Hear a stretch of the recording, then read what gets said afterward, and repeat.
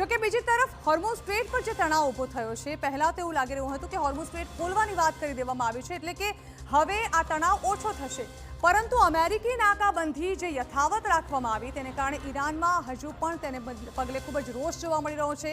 Iran આ મુદ્દે ખૂબ જ આક્રોશ સાથે આ મુદ્દો આ સમજૂતી દરમિયાન રજૂ કરે તેવી સંભાવનાઓ જોવાઈ રહી છે।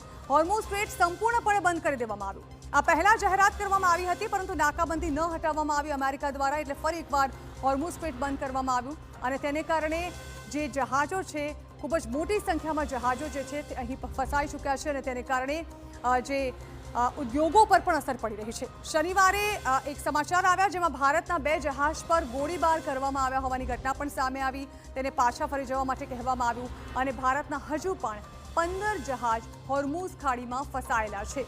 અહીં ઘણા બધા જહાજો ફસાયેલા છે અને દેશોના પણ, જેમાં દુનિયાના 450થી વધુ જહાજ હજુ પણ હોર્મુઝ ખાડીમાં ફસાયેલા છે। આ તણાવની વચ્ચે તે પસાર નથી થઈ શક્યા। છેલ્લા 50 દિવસથી હોર્મુઝની ખાડી ઠપ છે।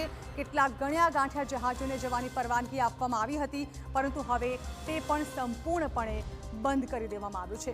એટલે લાગી રહ્યું છે કે જો આ સમજૂતી નહીં થાય તો હજુ દુનિયાની મુશ્કેલી વધી શકે છે।